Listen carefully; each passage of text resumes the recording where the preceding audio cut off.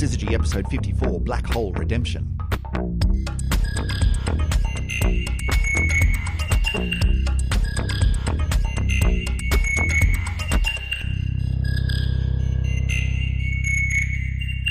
And welcome back for another edition of the Syzygy podcast. My name's Chris Stewart, sitting opposite me at the table here in her office, as ever, Dr. Emily Brunsden. Hi, Emily. Hello, hello. So today we're talking about something a bit curious. We've talked on this show before about supermassive black holes at the center of galaxies, right? Yes. Big swirly galaxy thing and big monster black hole thing in the middle.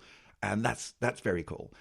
But recently there's been some research that's kind of shown that these supermassive black holes have influence on making stars, but not just in their own neighborhood, very, very far away. These are supermassive black holes in the center of galaxies, which are making stars in completely other galaxies, which sounds ridiculous, Emily. That doesn't sound right. Amazing. It's so exciting. Okay, so we're going to be pulling that one apart today. But before we do, a little bit of follow-up on some stuff we've talked about before. We've talked about Hayabusa.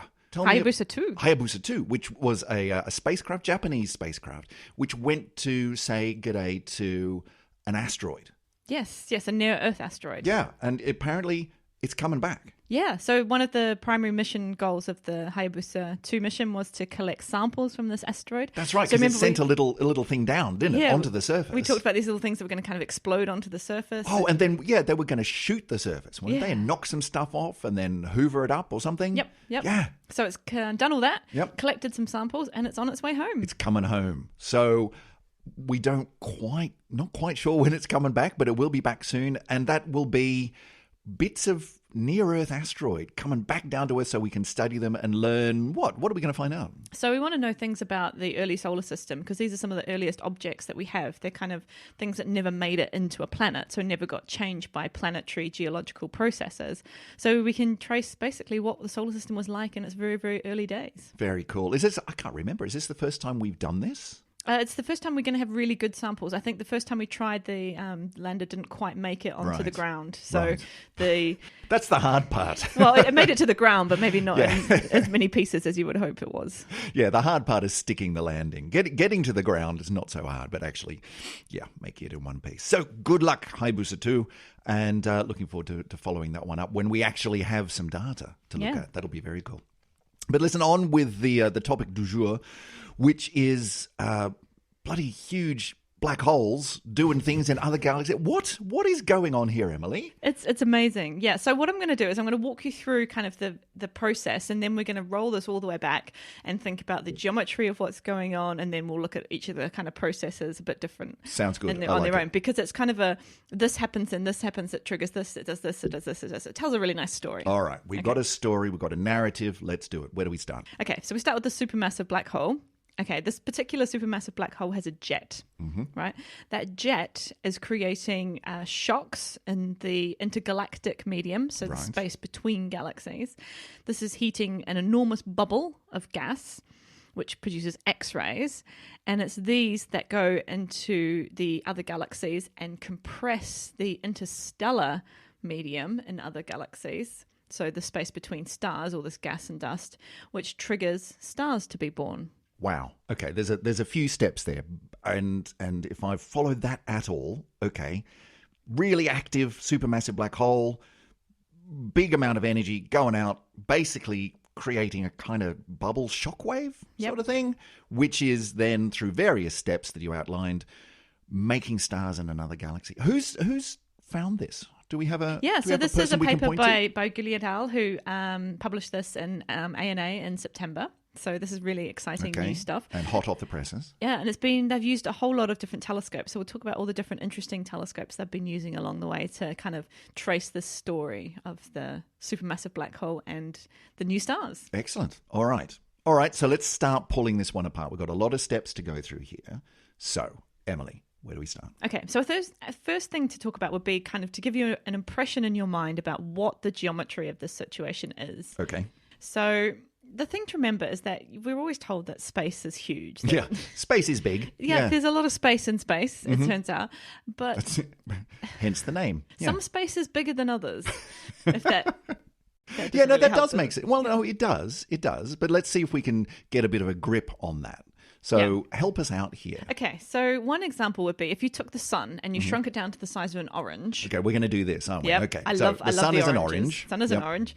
Then the next star that's closest to us, Proxima Centauri, is something like 2,000 kilometers away. That's a lot of space between stars. Yes. So we've got an orange and 2,000 kilometers away. So, like, what's that? Over somewhere towards Russia. It's halfway to the North Pole. Halfway to the North Pole from us here in York. Yep. So quite a long way. Let's say Norway, right? We're up in Norway, and that's the next orange. Yep. Another orange in Norway. Great. Okay, so that's the space between stars, but that's just to the nearest star. Yep. There's a lot of stars in our galaxy. So, And there is a lot of space, basically. Yeah. Okay. So that gives us an image of space between stars. Next step. Okay, space between galaxies. Okay. Okay, so we are the big Milky Way galaxy's grand spiral. If we shrunk that down to the size of an orange. Okay, so now the orange is not a star, it's a galaxy. It's our galaxy, yes. Then the Andromeda galaxy, our nearest big neighbor, how far away? Well, I think we've done this before, and I was completely I was out by an order of magnitude, but I seem to remember it was the other side of your office, wasn't it? It's 2 meters. 2 meters away. Yeah. So not even. It's over by halfway. over by your desk over there. So 2 meters away, and 2 oranges 2 meters apart. Yeah. And that's the space between galaxies. Yep. So huge amounts of space between individual stars, but then you take the next big leap out and you're looking at the next building block, which is galaxies, and you've got that seems comparatively close. Exactly, yeah. So the space... If you measure that in actual kilometers, it's a huge amount of space, but sure. So the space between galaxies can be relatively small compared to space being big, which it is as well. Yes. Yeah. So this is one of these systems. So we're in a group of galaxies called the local group. Mm-hmm. Imaginatively named. Yep. But this is another kind of structure of galaxies called a cluster. Mm-hmm. And it's got this galaxy in the center of it, well, towards the center, which is called, would you like to know? Yes, please. SDSS J1030 plus 0524. Very nice. Yeah. Very nice. Just rolls off the tongue. It's poetry. Which is actually, it does kind of make sense because the SDSS stands for the Sloan Digital Sky Survey. Right. So that's the way that they kind of catalogued it. And then the rest is based on its coordinates. So this is... Okay, so it's meaningful to someone, just not the rest of us. Yeah. Yeah, sure. I mean, we can call it Bob if you like. Sure. Okay. Or, whatever. Anyway, cluster of galaxies. Yeah. And we're imagining distance between them as oranges separated by 2 meters. Fine. So this whole cluster of galaxies, I'm going to use the scale of light years. And I'm actually going to use millions of light years and drop the millions because it kind of helps to get the scale in your mind. Right. Okay. So if I'm going to say one, what I really mean is 1,000,000 light years. Okay. So everyone just recalibrate in your heads. 1,000,000 light years. We're just going to be talking in units of that from now on. Yeah. Okay. Okay, so this is kind of a disc-ish shaped galaxy. It's about 0.1 across, right? And it's got a jet poking out from the center, which is perpendicular to the disk structure. And that jet is 1 long. Okay, so it's 0.1 across, and the jet is 1. It's a really big jet. So the jet's 10 times bigger than the diameter of the galaxy. Wow. So when they call these things active galactic nuclei, they're not kidding around. No. That's some serious activity going on there. Exactly, yeah. And we'll come back to what's going on to cause that. Yep. Now, the jet's 1 long, and there are somewhere around 4 to 6 other galaxies that are kind of, to us they look like they're in an arc shape, but there could be some 3-dimensional element to that. But they're all about 1.3 away. Okay, so the jet itself is 1 in these units, and the other galaxies are in the order of that or a little bit more away. Yep. So that jet is totally big enough to start mucking around with other galaxies. Exactly. Is the point. Yeah. Okay. And then the whole system's about 10 away from us. Away from us. Yeah. Okay. Oh, hang on. No, I've missed off some zeros there. Oh no. It's 10,000. Sorry. Yeah, that makes a big difference. Yeah. 10 10 wouldn't be far enough away. No. Yeah. So the Andromeda is 2.5 away from us. These galaxies are 10,000 away from us. Right. Okay. So that's the distance scale Yeah. between clusters of galaxies. So within our cluster, we're sort of oranges separated by 2 meters, and then clusters are a much greater jump again to the next cluster out. Okay. Yeah. All right. So there's probably something like 8 galaxies in this cluster in total, or at least 8 that we've seen. There's actually probably a whole lot more than that we can't see because this is actually incredibly far away and not something you can just sort of roll your hobby telescope around and have a peek at. Yeah. I mean, you can see in the night sky with a reasonable telescope, or maybe even, I don't know, can you see Andromeda with binoculars? You can see it with the naked eye if it's on dark a really enough. Yeah. dark, clear night. Yeah. It's actually really huge across the sky. Yeah, I mean, it is. It's much bigger than the moon. Staggeringly, it's just really quite dim. But getting out to the next cluster of galaxies, you couldn't see that with the naked eye. You couldn't see that with a hobby Andromeda is telescope. the farthest thing we can see with the naked eye. Right. Okay. Yeah. Okay. So this is with some serious telescopage. Indeed. Yeah. So then just to see these kind of structures, then there's 2 big telescopes that we used. So, and I mean, this is going to sound like it's not a lot, but they use 6 hours of VLT, the Very Large Telescope in South America. 6 hours of observing time is not insignificant on these big instruments. Yeah, I mean that sounds like a lot to me. That's a lot. Yeah. So that's looking at a patch of sky and just saying we're just going to lock on that and just let the light just keep coming in until we can finally properly image this thing with enough light over 6 hours. Yeah, so it's a bit analogous to an exposure. The longer you leave it, then the more light you can get. Yeah, that's quite a lot. Yeah. And they also had 4 hours on the Large Binocular Telescope, which is in Arizona. So I didn't even know that was a thing. I like it. Yeah, it kind of looks like a giant owl. What's the utility of binocular is it just to have 2 apertures, or is it? They use it to do interferometry with the infrared part of the spectrum. Okay. So the stuff that we do very commonly with radio telescopes, we've talked about the VLA, actually the VLT, you can do some interferometry as well with the multiple dishes. You can combine the several dishes together to get a increased signal, basically. Right. Okay. So if you've got 2 dishes, then you can do very, very clever things with the overlapping of those two images. And really, where you win is with resolution. So you can resolve smaller details using this technique. Very cool. Yeah. So that's just to get the sort of optical / infrared images of these objects.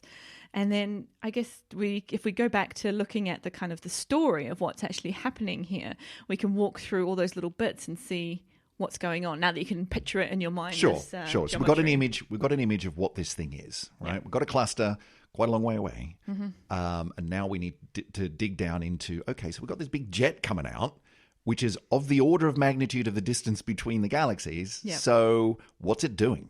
Well, okay, so if we go back to where it's even coming from, this is helpful to think about why that jet is there. Okay. So there's supermassive black holes and there's supermassive black holes. Super uber massive. Yeah. Basically, some supermassive black holes are special. Yeah. And these are the ones that we call AGN, or active galactic nuclei. So some the supermassive black holes are actively feeding on material. Wow, that could be sort of leftover bits of stars or bits of gas and dust that's come from their interstellar medium in the galaxy. And this kind of feeding process releases huge amounts of energy.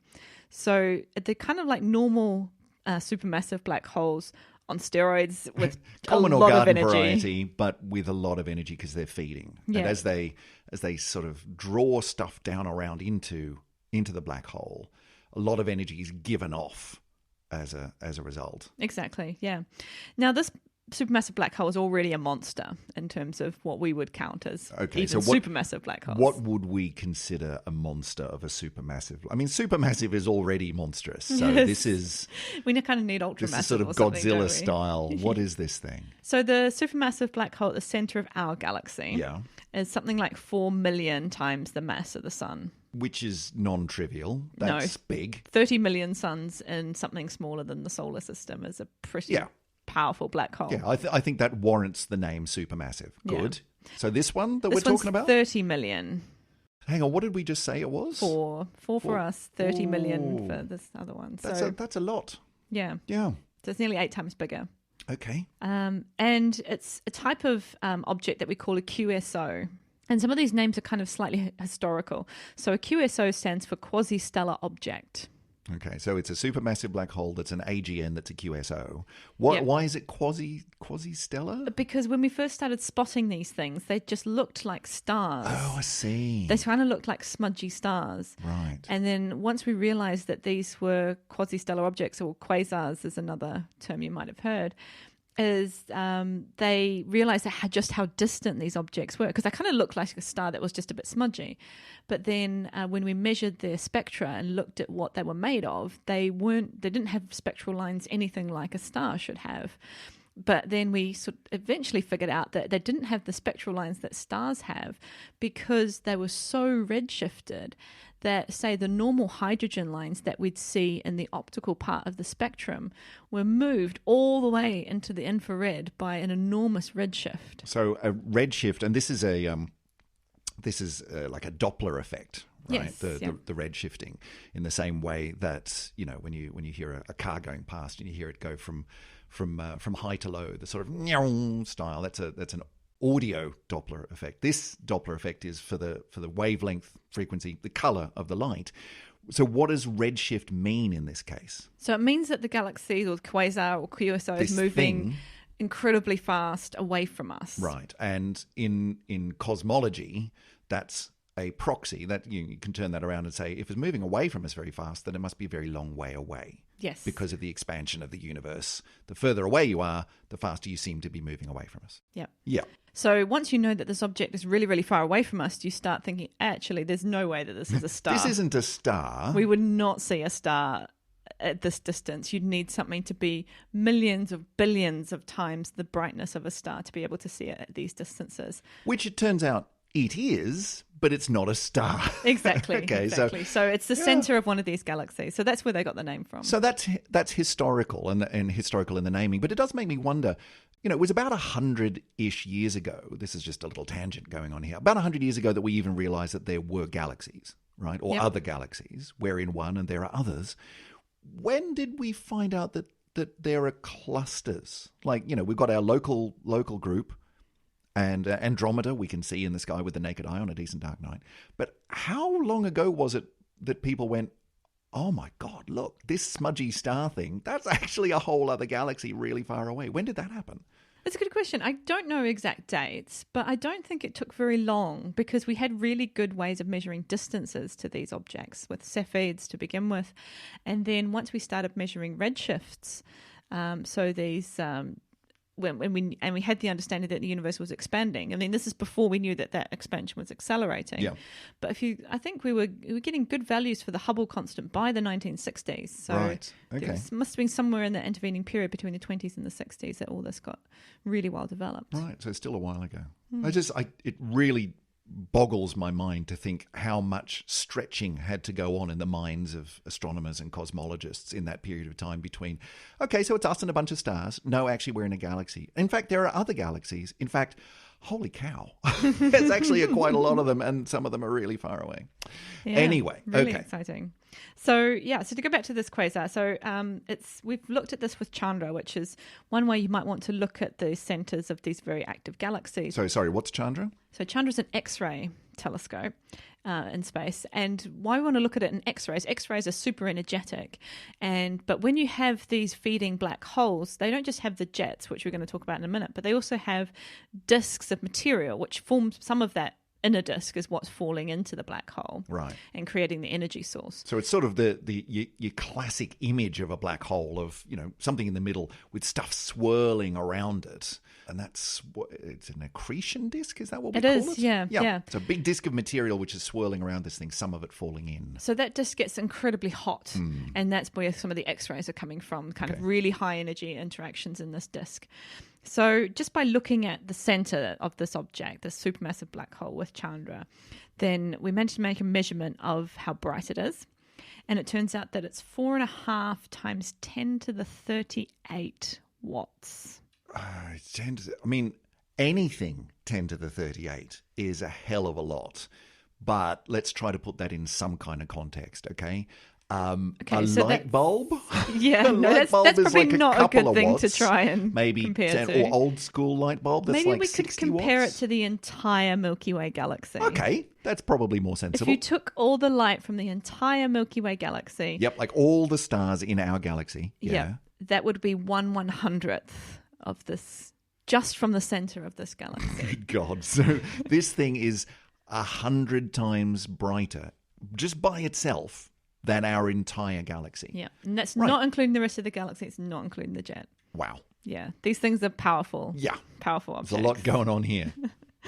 And then if we look at move on out from the QSO itself and into the jet, we've been able to image the jet with radio dishes. So radio is a useful tool to looking at really, really high energy environments, because when you get high energies, you get things like high magnetic fields, Right. and you get charged particles doing wonderful things in magnetic fields, which gives off a lot of radio emission. Which is interesting, isn't it? Because, I mean, you were just saying a minute ago, you can use X-ray to look at really high energy things, because high energy things give off high energy radiation, which is X-rays, right? And so use the X-ray telescope to see that directly.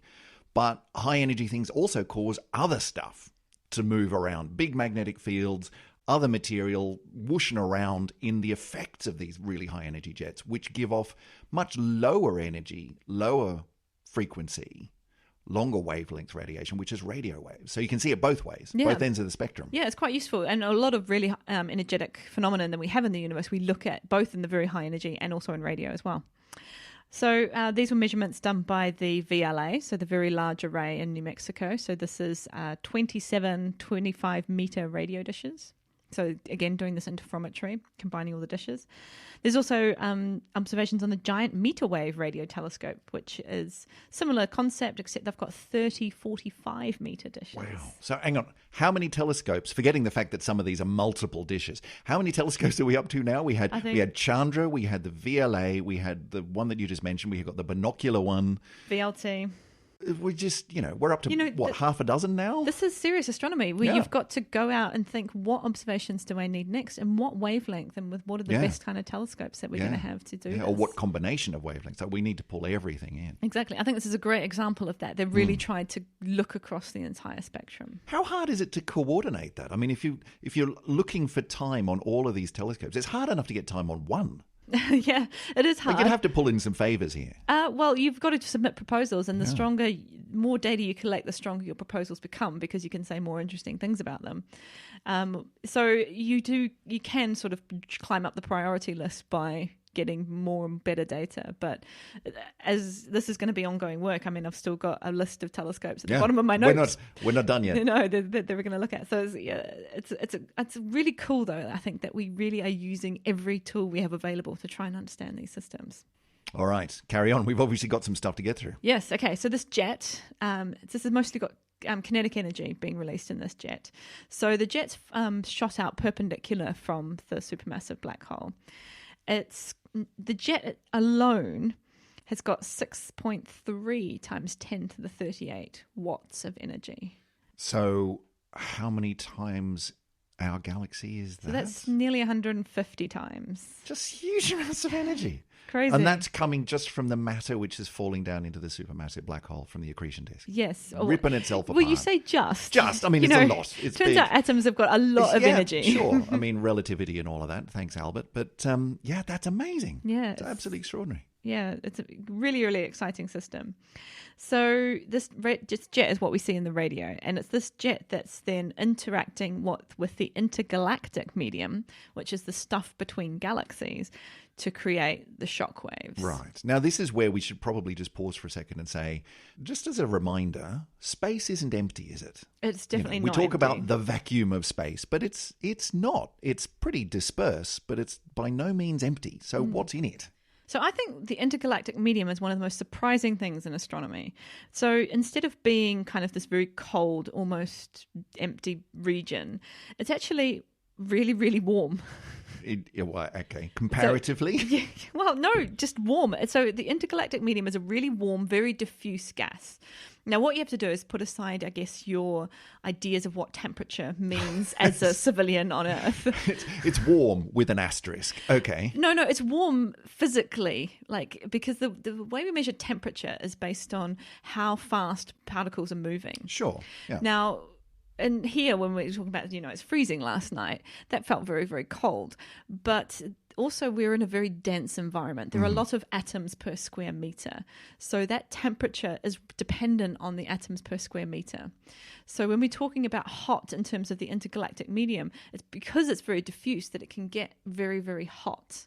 Okay. So what you're saying is, while there aren't terribly many of them, each individual particle, atom, molecule in the intergalactic medium has quite a lot of energy. Exactly. There's just not many of them. Yeah. So it's hot, but diffuse. Yeah. So if you Right. stuck your finger out, it's unlikely that your finger would interact with one of those particles, so it would feel incredibly cold. Right.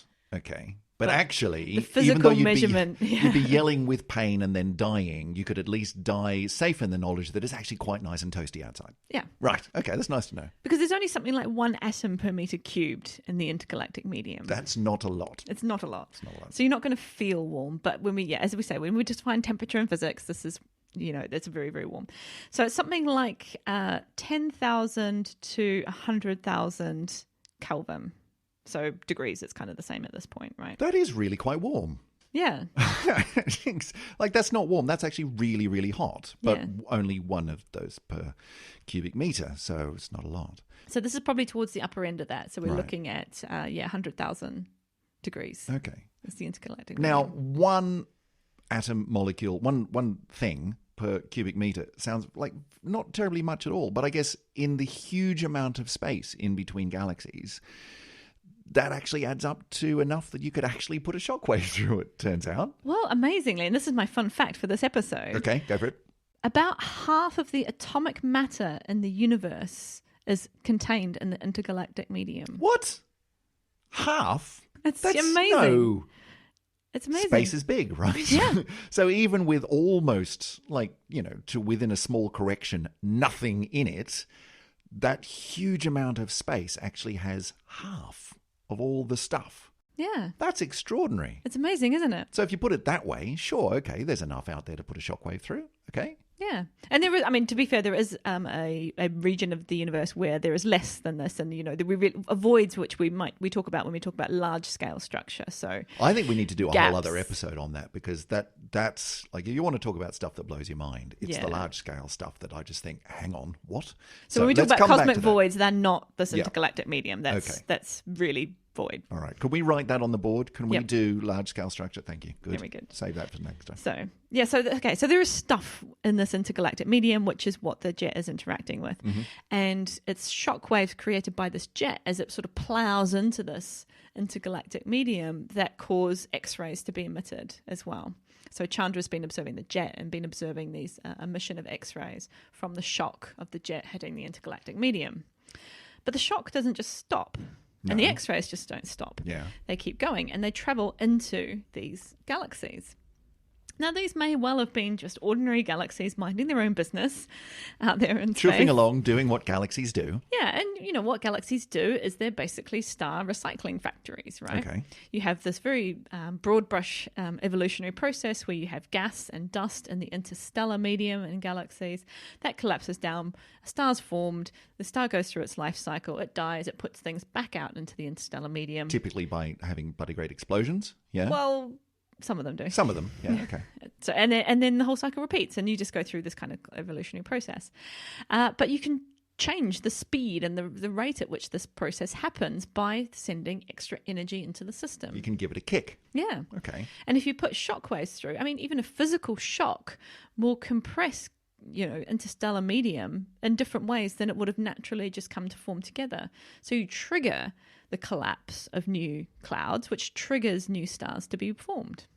So, you can, as you say, you can quite literally give it a kick with something like, I don't know, an enormous, super energetic jet from an uber massive black hole in the next neighboring galaxy, for example? Exactly. Right. Yeah. And that's what we're seeing. Exactly. Yeah. And so these galaxies, now these galaxies are forming somewhere between 8 and 60 solar mass worth of stars every year. Okay.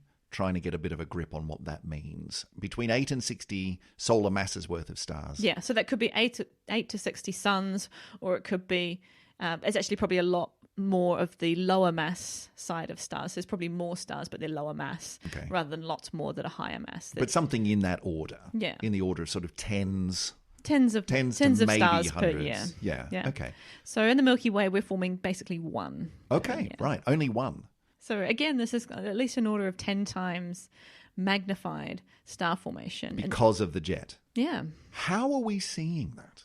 So we see it because when you trigger new stars to be formed, they change the overall colour of a galaxy. In what way? So it makes it bluer.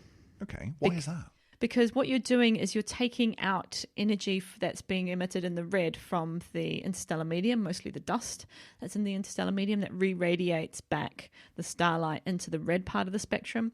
You're also forming a few more blue stars, and so that's also going to contribute to the bluer end. So you kind of skew the colour of the galaxy towards the blue. So is that how the researchers are actually getting a grip on how much activity, how much star forming activity there is in this galaxy, is by looking at its color and looking at the balance of the color across different wavelengths and saying, well, the only way it could be this color is if it's forming this many stars, at this rate. And the only way that could be happening is if it's being given a good hefty kick from the big black hole next door.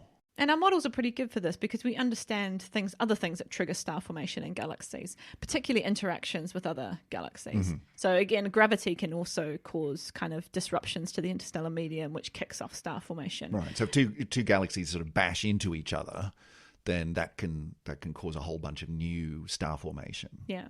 And we've got tons of examples of those. So we understand that process pretty well. Sure. Okay. But in this case, you've got a pretty good indication of, hang on, but what about this quasi-stellar object just over here, which is ridiculously energetic? Do you think that might have something to do with it? Yeah, it probably does. Yeah. And so what I really love about this is because I think black holes in general, and maybe particularly supermassive black holes, have a really bad reputation. They do, rather. I mean, they're always the bad guy in the black hole movies, although I guess Interstellar not so much, but yeah. But I'm not going to name names, but one of my friends asked me just the other day, are we in danger of being sucked into a black hole anytime soon? Not unless they do actually make one in the Large Hadron Collider, but I think we're probably okay. Yeah. I mean, but this is, and I'm not, don't want to tease anybody, but this is really the misconception that exists about black holes, that they're kind of roaming wild through the universe, these unseen scary objects that could eat us up at any time. Yeah. Or, the supermassive one in the center of the galaxy, presumably over time is just going to eat us all. Yeah. That's pretty scary. And none of those things are going to happen. But I'm surprised there's not more science fiction films about them, to be honest. Yeah. Do you get that a lot? I'm always curious as to, different branches of science. What are the questions that you get when you go to a party and someone says, what do you do? And you say, I'm an astronomer.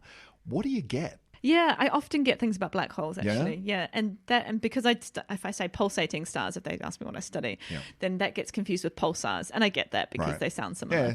But they're really, really not similar. Yeah. But I think most people are really receptive and really interested in what you do. But yeah, you do get unusual questions, and black holes are definitely up in the top 5 of questions that I get. Are we going to get eaten anytime soon? Yeah, I mean they do get it. They do get a bit of a bad rap, and it's completely understandable because the way they've always been described as the monster lurking at the core of the galaxy, or this amazingly energetic thing which is gobbling up another star or something along those lines, right? And so let's just set the record straight. There are no black holes that are going to consume the Earth. They're not roaming through the Number one, galaxy. we're okay. We're okay. Plenty of other things might kill us, but not that one. Not that one. And also the black hole, the center of our galaxy is fine. We're going around it. We're very, very far away from it, and it's not going to do anything exciting anytime soon. Okay. Doesn't make it any less cool. It's just not deadly. Yes, exactly. Okay, good. So this is adding another aspect to that, which is, black holes can make new stuff. Yeah. You know what? They're responsible for new stars in completely different galaxies. And so how cool is that? So, yeah. High five supermassive black holes. Even in astronomy, black holes have the reputation of destructors, right? Yeah. They destroy stars. They tear them apart. You know, the definition of what this active galactic nucleus is something that's ripping other objects apart. Yeah. I mean, to be clear, that is awesome. Yes. Like, that's not a bad thing. Right? Astronomers don't sort of go, oh, I really hate it when black holes do that. I liked that star and now it's coming. No, like this is really good stuff, right? But this is different.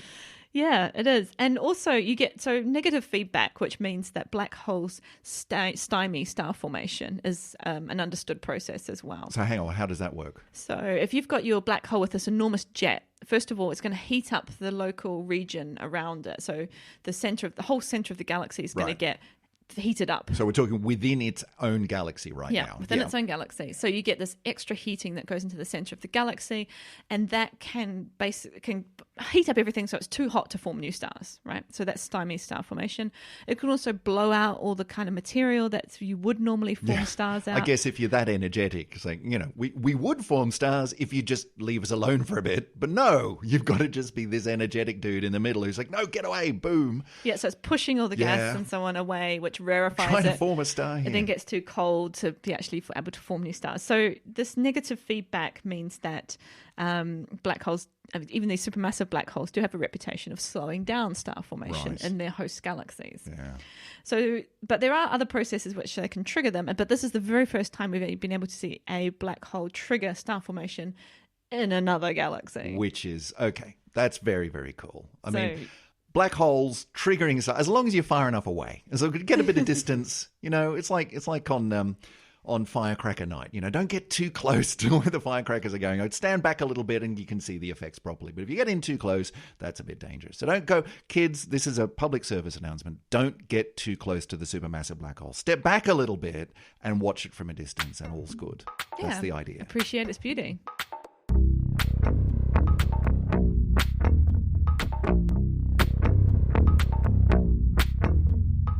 All right, so there you go. Supermassive black holes always get a bad rep, but we've just completely resurrected that. I think thumbs up to supermassive black holes. Emily, you said a little while ago that we hadn't got through the full list of telescopes. Do you want to just quickly take us through what did we miss out there? So I really enjoyed the future work section of this paper because they're really ambitious and they're going to go and really study the system in even more different because we haven't done it enough with, half a dozen or more telescopes so far. Let's bring in all the others as well. So quickly, what have we got? They've already got more new ALMA. So ALMA is the Atacama Large Millimeter Array. This is microwave observations. We've got the VLA again, so more radio observations. LOFAR is another radio structure in the Netherlands. So, this is going to be someone's lifetime's work, Let's do all the telescopes and really study the hell out of this thing. I think that's cool. I really like it. Well, unfortunately, we are going to have to wrap that one up there. So let's leave the black holes to do their star formation and step back and enjoy it from a distance. Emily, if people wanted to get in touch with us on this show in order to say hi, to give a big shout out to their favourite black hole, or to ask us a question, throw us a comment, how would they do that? Well, Syzygy Heart Twitter. Yes. So SYZYGY pod on Twitter. You'll find us there. But it turns out that we quite like that handle and we use it elsewhere as well. That's right. We're on the Instagrams. You can go and find us on Facebook. And we have a website. We do. It's a beautiful website that Chris has built. Yes, very nice. So if you want to see some lovely images that go along with this, for example, we're going to put up the map of showing you just exactly how the geometry of this amazing system looks. Then you can check all that out on syzygy.fm. Yes, indeed. You can go and find all of the past episodes there as well with all of their show notes. So you can look up all of the stuff that we've been talking about for the last, 54 episodes, including this one, plus a couple of extra bonus ones thrown in there as well. Listen, if you want to help out the show, there's a bunch of different ways that you can do that. First of all, tell your friends. Tell everyone. We want as many people to share in the joy of the universe that we want to bring through this show. So go and tell people. Give us a review, a rating, a couple of stars on your podcast player of choice. Go to Apple Podcasts or Spotify or wherever you catch us and give us a review. That really does help us rise up through the noise. And the last thing is, if you would like to become a financial supporter of the show to help us do things like the Podcast Social Club Festival that we went to up in Thirsk and all sorts of other live events to help us just keep the lights on here in Syzygy Central, go to patreon.com/syzygy. patreon.com/syzygypod. And there you can see all the different options for signing up to become one of our fabulous patrons. And we would just forever love you and put you on our great wall of thanks on the website. Otherwise, we pretty much got to wrap it up there. So thanks very much, Emily. We'll catch you next time. See you later. Bye-bye.